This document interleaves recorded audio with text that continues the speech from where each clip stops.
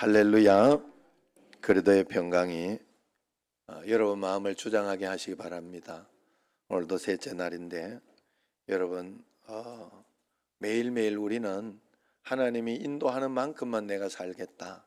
내 삶은 하나님 뜻이, 나는 여기에서 이제 예수 믿는 사람이니까 뜻이 하늘에서 이룬 것 같이 땅에서도 이루어지는 삶을 살아내야 여기에서부터 하나님 나라가 시작된 것이고, 여러분들이 그 뜻을, 하나님의 뜻을 내가 잘 받아내는 거예요. 그래서 이 땅은 내 마음대로 사는 곳도 아니고, 그죠?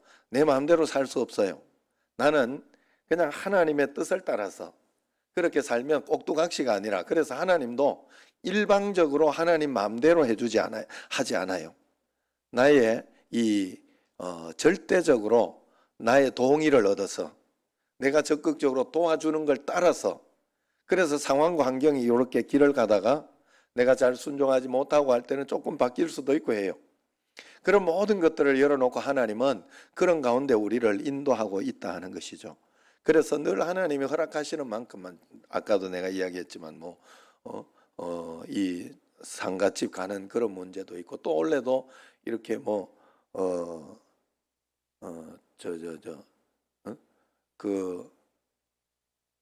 구제나 이런 것을 안 하려고 이렇게 생각을 했는데, 또 어떤 분이 기도하는 중에 꼭 무명으로 해달라고, 그리고 구제를 해달라고 그렇게 해서 또 그 부분도 이렇게 하려고 그럽니다.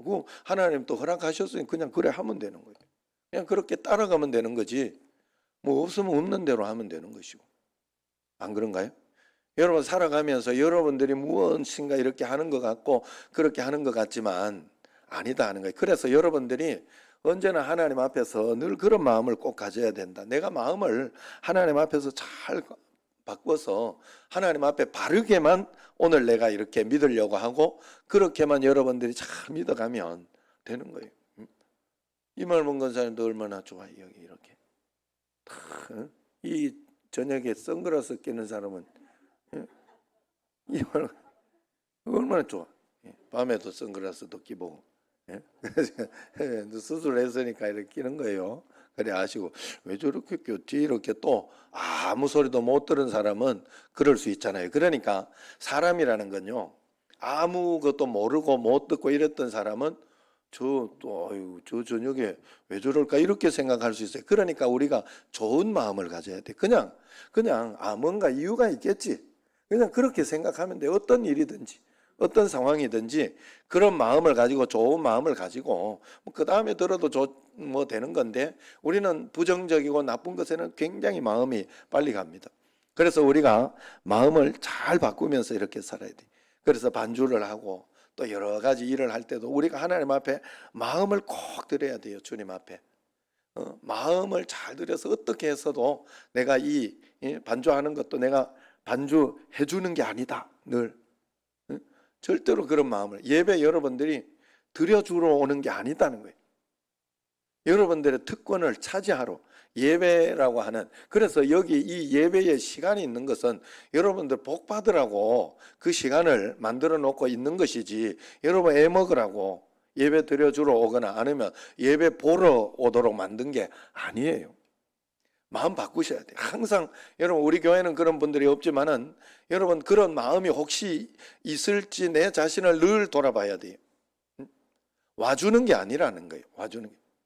그걸 여러분들이 잘 드리고 하나님 앞에 잘 섬기고 그렇게 하면, 그 좋은 마음을 가지고 있으면 하나님은 우리 마음을 보시잖아요.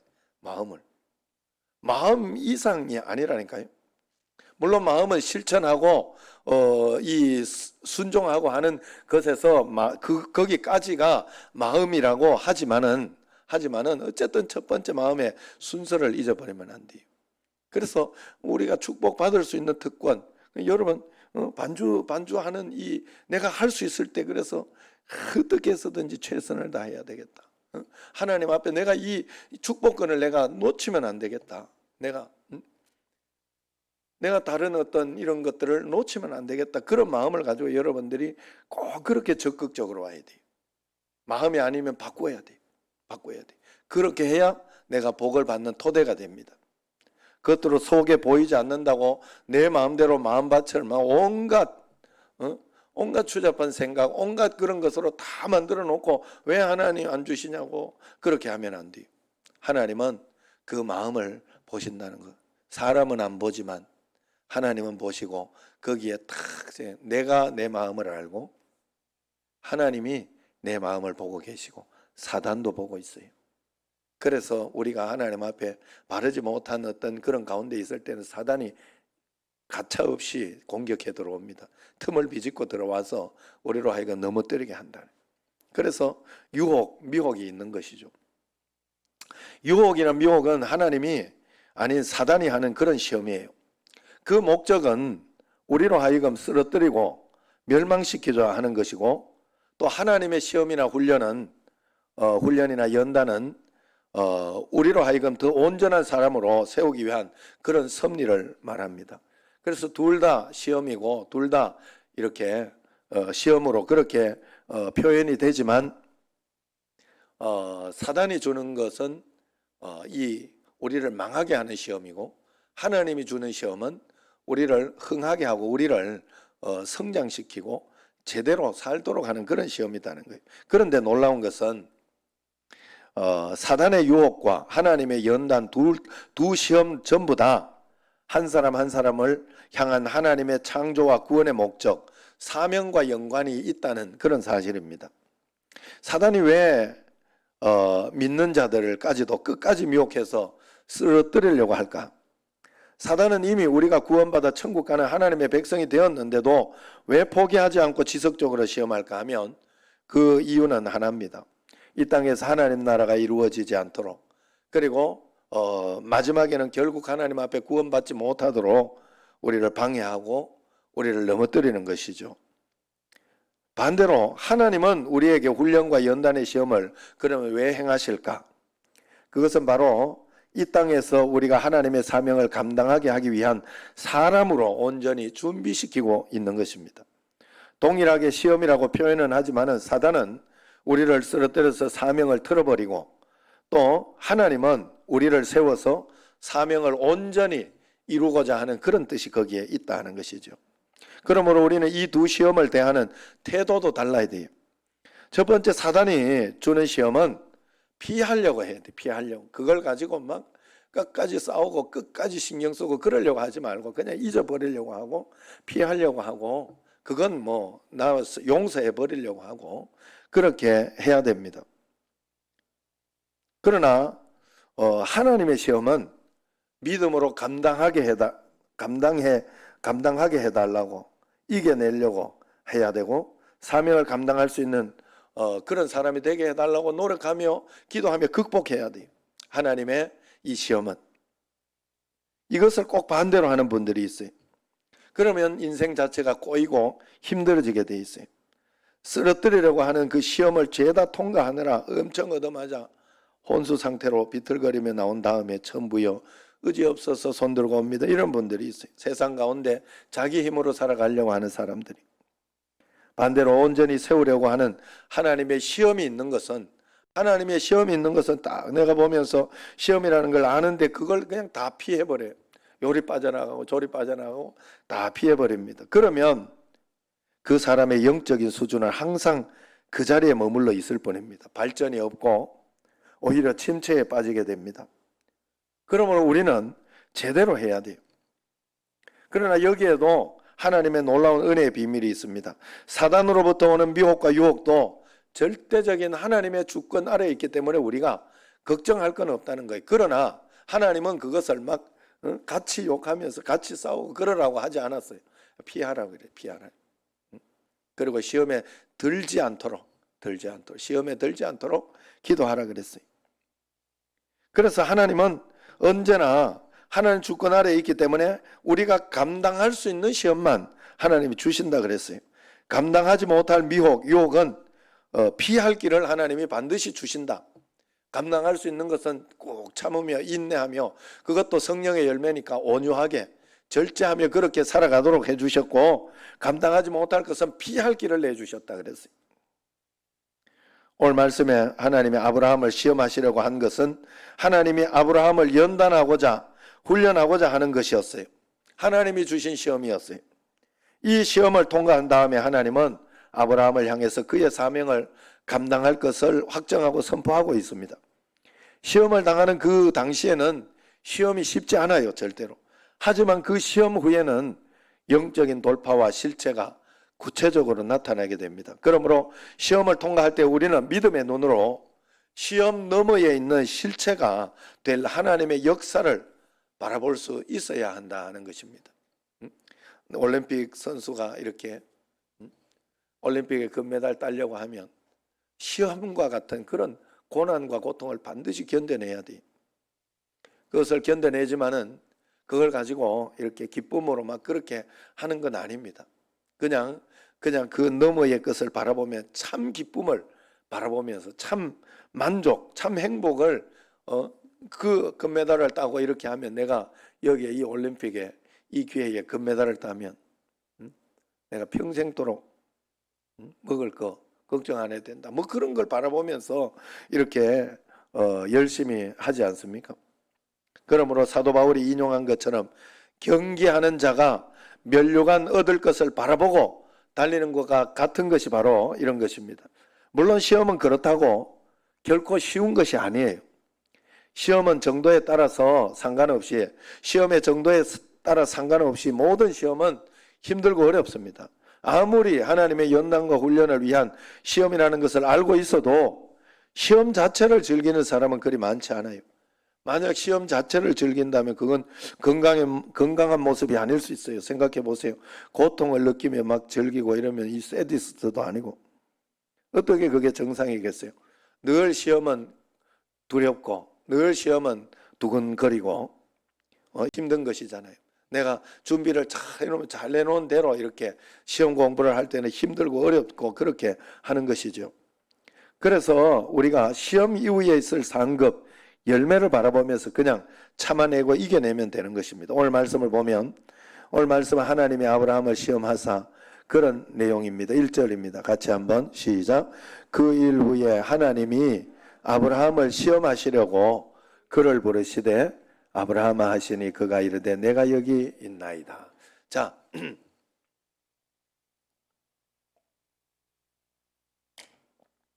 성경을 보면 여러분들이 절대 예수 믿는 것을 착각하면 안 되는 게 뭔가 하면 예수님 믿는 것은 아브라함아 했을 때 내가 여기 있나이다 하고 서로 대화하고 주님과 함께 가는 게 예수님 믿는 거예요.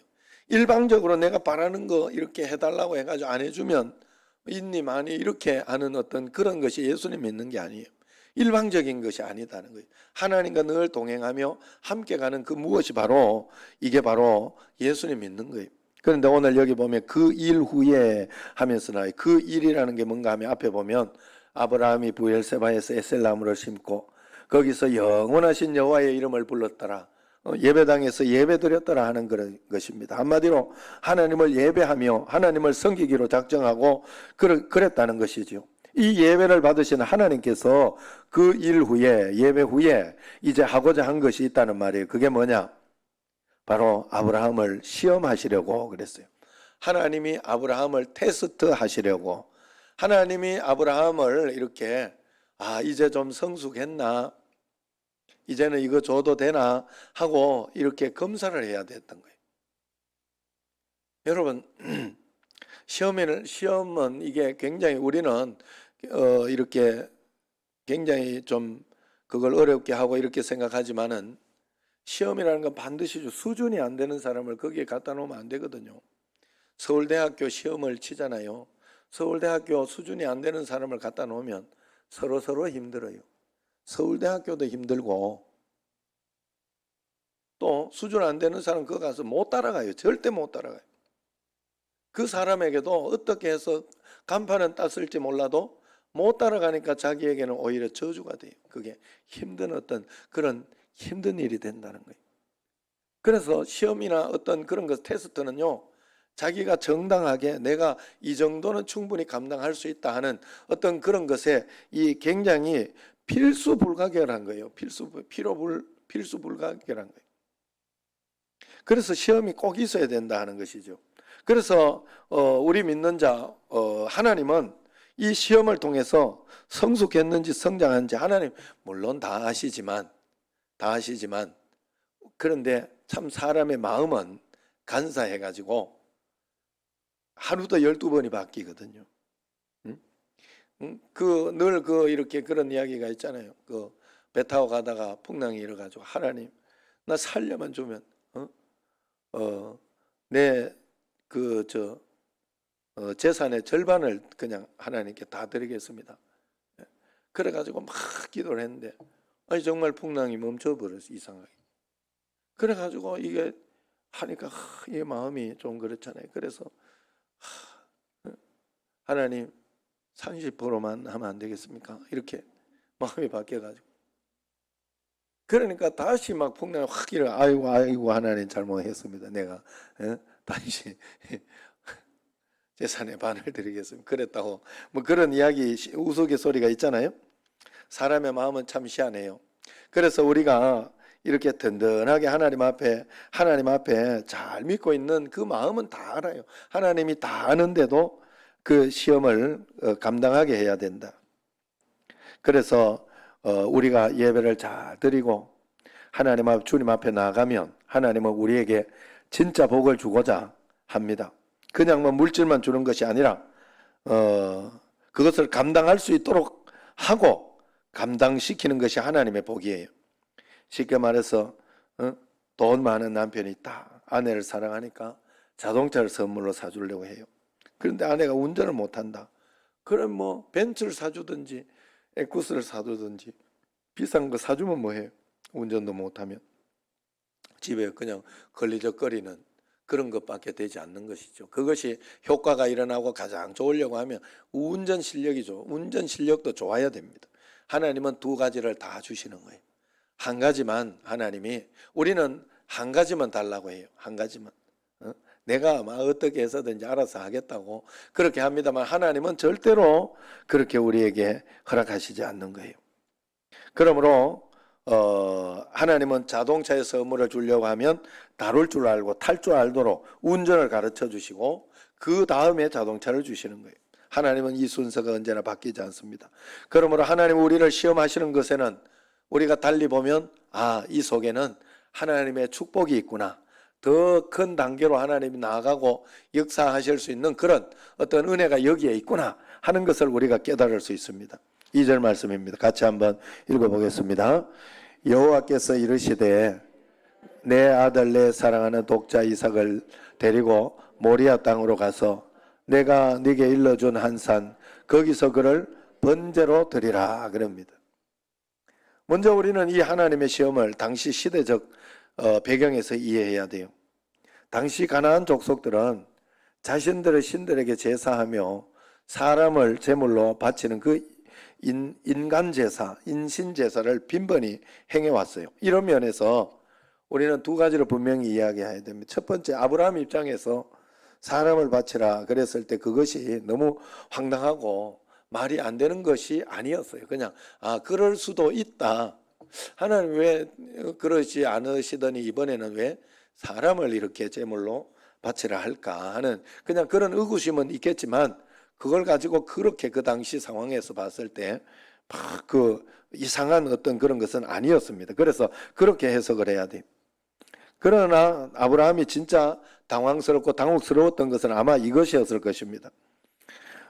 왜 자신의 아들을 언약의 자녀로 삼아서 큰 민족을 이루겠다고 그렇게 약속을 해놓고 하나님께서 동시에 지금 아들을 바치라고 하는지, 그럼 하나님 약속은 어디 갔는지 그것에 대한 의문점, 그것에 대한 걱정, 두려움이 분명히 있었을 것입니다. 우리는 지금 우리의 시대의 관점으로 하나님께서 어떻게 사람을 그것도 자녀를 바치라고 하는지 의문을 품을 수 있지만 그 당시 문화나 종교적 배경에서는 이런 요청은 전반적으로 수용되는 개념이었어요.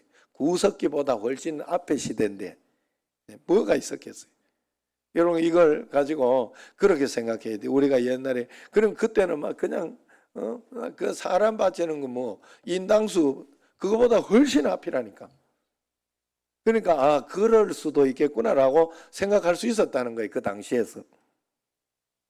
그러나 정말로 하나님은 사람을 제물로 바치려고 한 것이에요? 아니잖아요. 우리는 알잖아요. 성경에 나와 있어요. 아브라함은 몰랐지만 우리는 알잖아요. 성경에서 기록되어 있는 게 뭔가 하면 하나님이 아브라함을 시험하시려고 처음에 먼저 그 말씀이 있잖아요.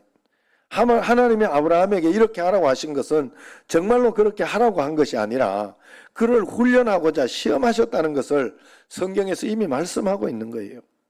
또한 이 요청은 하나님이 사람을 제물로 바치는 일을 경멸하신다는 율법의 가르침을 아브라함이 미처 이해하기 이전에 있었던 일이기 때문에 아브라함이 살고 있던 당시 가나안 사람들 가운데에는 자연스럽게 일어나던 그런 문화적 종교적 배경이 있는 겁니다. 그렇다면 이 시대에 하나님께서 말씀하셨다면 어떻게 이야기했을까?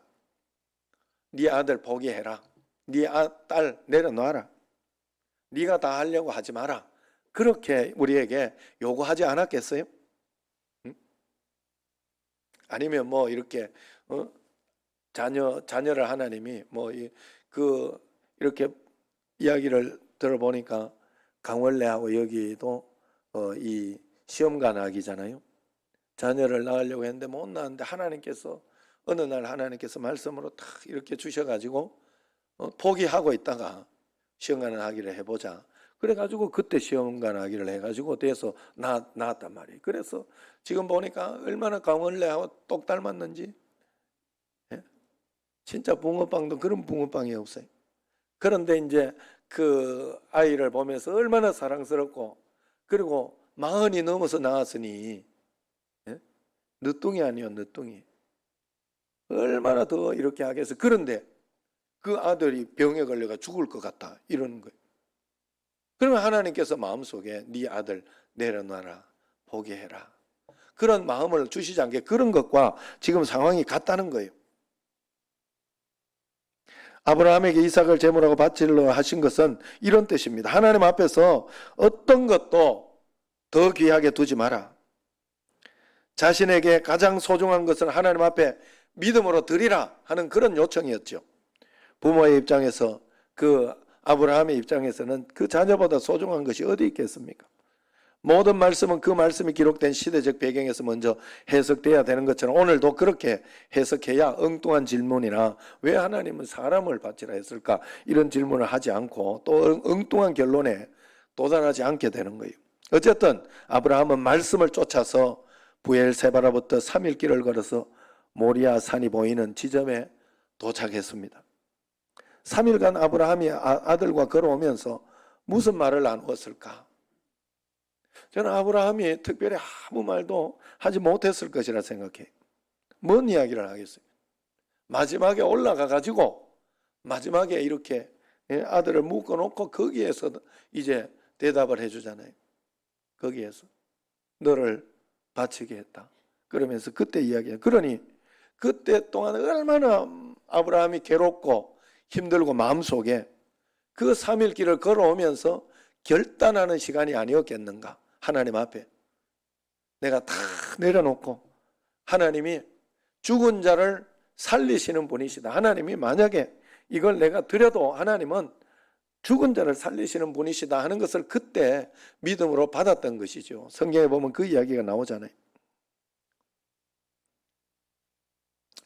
늘 하나님은 이렇게 예수님도 겟세마네 동산에서 땀이 핏방울 되기까지 앞으로 담당할 십자가를 위해 몸부림쳤는데 그 예수님께 아버지 하나님께서 뭐라고 말씀하셨을까요? 우리가 아다시피 늘 이런 결정적인 순간에 하나님은 많은 경우 침묵하시잖아요. 아무 말씀하지 않아요. 왜 그럴까요? 이유는 말을 할 수 없거나 말을 해도 이해할 수 없어서 그럴 것입니다. 그리고 말하지 않는 편이 더 나을 때도 있기 때문에 말하지 않을, 아무 이야기도 하지 않는 것처럼 보일 때가 있다는 거예요. 그러므로 그때는 그냥 신뢰함으로 묵묵히 하나님께 순종하며 나가야 하는 때예요. 저도 지금까지 주님과 동행하는 삶을 살면서 돌아보면 가장 결정적인 순간, 주님은 하나님의 뜻을 보여주셨음에도 불구하고, 하나님이 우리의 미래와 어떤 그런 것들을 보여주셨음에도 불구하고 그 말씀대로 발걸음을 떼기까지 오랫동안 침묵하고 기다리는 앞에서 먼 일이 이렇게 있을 것 같고 될 것 같으면 그 발걸음을 떼기가 쉬운데 전혀 되지 않은 것처럼, 전혀 이 문제가 해결되지 않을 것처럼 그런 마음에서 발걸음을 떼야 할 때가 굉장히 많다는 거예요. 그런 경우가 대부분임을 기억합니다.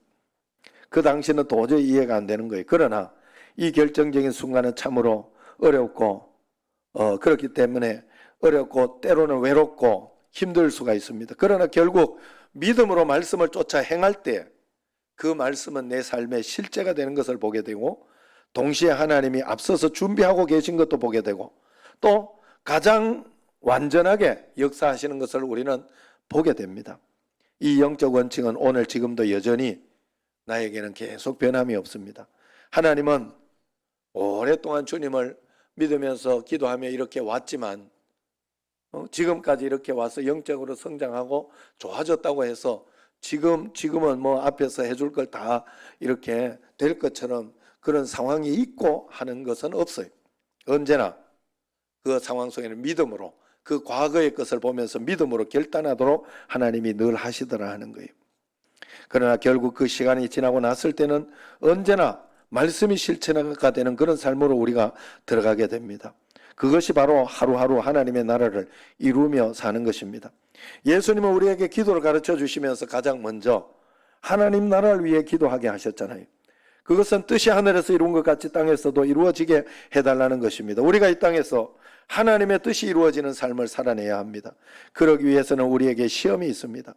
마귀가 주는 유혹이 있고 하나님이 주는 테스트가 있습니다. 마귀의 시험은 피하는 게 상책입니다. 나쁜 곳에 가지 말고 먼저 가지 않는 게 상책이고, 시험 들 일 있으면 좀 불안하고 걱정돼도 싸우려고 하지 말고 하나님께 맡기고 하나님께 드리면서, 원수 갚는 건 친히 내게 있으니 하나님께 맡기라 했으니 그게 내가 피하는 거예요. 그게 그렇게 하나님께 맡기는 게 상책이에요. 오히려 사랑하고 용서하려고 애를 쓰고 노력하고 그러면 되는 거예요. 그러면 결국 하나님 도와주시고 역사해 줍니다. 그러나 이것이 또한 하나님이 주신 연단이라면 이겨내려고 해야 합니다. 인내하려고 해야 되고 극복하려고 해야 돼요. 참아야 하고 견뎌야 합니다. 어찌되었건 지금 내게 고난이나 어려움이 있다면 그것은 사단이 준 시험이거나 아니면 하나님이 주는 테스트입니다. 둘 다 내가 지금 하나님 앞에서 감당해야 할 사명이 있어서 허락해 놓은 것이다 하는 거예요. 그러므로 오늘 내게 허락하신 사명은 어디까지인가? 나는 무엇을 할 수 있고 내가 무엇을 하기를 하나님은 원하시는가? 매일매일 주님께 물어보며 살아가시기 바랍니다. 대답이 없다면 그냥 신뢰하고 인내하고 내가 해야 할 부분, 말씀과 예배와 기도, 이 부분만 철저히 하고 주님을 따라가 보시기 바랍니다. 내가 하나님과 함께 하는 것을 해나가면 그만입니다. 하나님은 반드시 더 좋은 것으로 우리에게 길을 인도해 주시는 줄로 믿습니다. 매일매일 이 사명 잘 감당해서 여기에서부터 하나님 나라를 살아가는 여러분과 저가 되기를 주의 이름으로 축원합니다. 기도하겠습니다.